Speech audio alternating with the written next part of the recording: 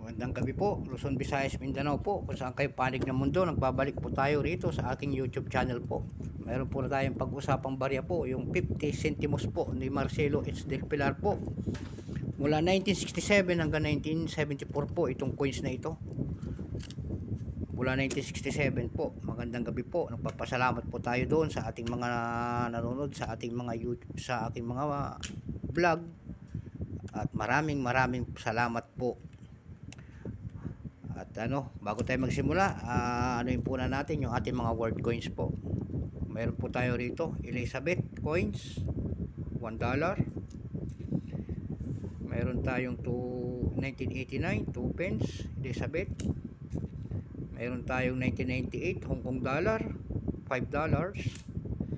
Meron na naman tayo rito 2015 po, Hong Kong ulit. Pero yung year 2015, $5.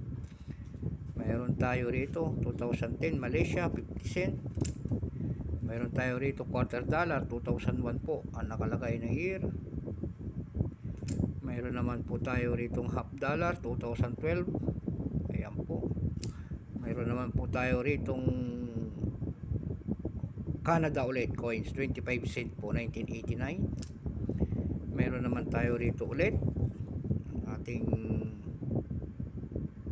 ayan po, Australia 10 cent 1968. At meron tayo ritong ika 100 taong Antipolo Rizal po.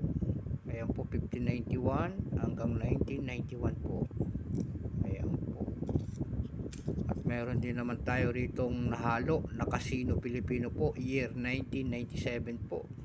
Ayan po. Baliktaran pala ito, ang year nito. Ayan po, simulan na po natin yung ating paksa sa ating old coins po na 50 centimos po. Ayan po siya, 15 centimos, 50 sentimo ni Marcelo H. Del Pilar po. Ayan po kanyang ito po kanyang likod. Kala natin ito ang kanyang harap, pero nagkakamali ho tayo. Ito po ang kanyang likod. Ito po ang kanyang harapan. Kita ho natin. Ayan. Year 1971 po. Ayan. Republika ng Pilipinas po. Kung tawagan ito, Court of Arms. Mayroon pong leon. Yung leon po ay simbolo po ng Espanya. Yung agila po naman, simbolo po ng Amerika. Ayan po. Tsaka mayroon tatlong bituisya. Court of Arms.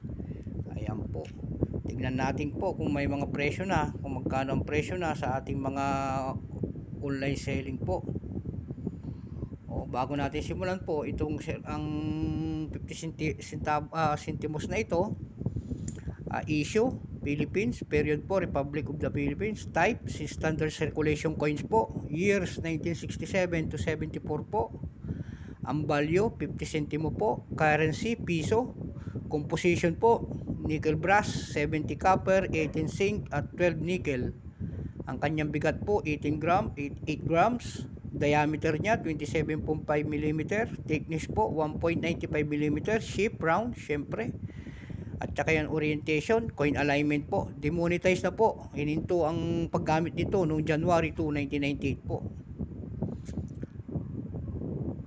Ang coins na ito po, ang coins nung 1967 po, ang maraming ginawa nito is 40% po, 20 million, Philadelphia Mint. Nakalagay dito sa kanyang almost uncirculated po, 49 pesos lang kanyang presyo. Yung uncirculated is 49 lang. Yung 1971 po, 18% timber mint po, may presyo na rin po. 10 million naman ang ginawa po ng na yon, year 1971. Yung 1972 po ay 36%, 30 million naman ang ginawa, timber mint din po. Mayroon namang 27%, 20 million. Yung 1974 Denver San Francisco Mint, 5 million lamang po, 16%.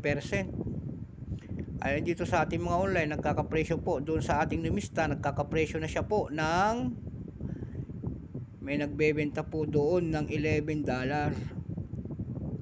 Pero dati dito sa atin, wala pa ang mga kolektor. pera na lang po parati natin inaano kung ito po ay error coins natin. May mga presyo natin. Error coins, malaki ang presyo. Pero sa minted nito, karamihan, marami namang ginawa. So, hanggang doon na lamang po ang presyo niya.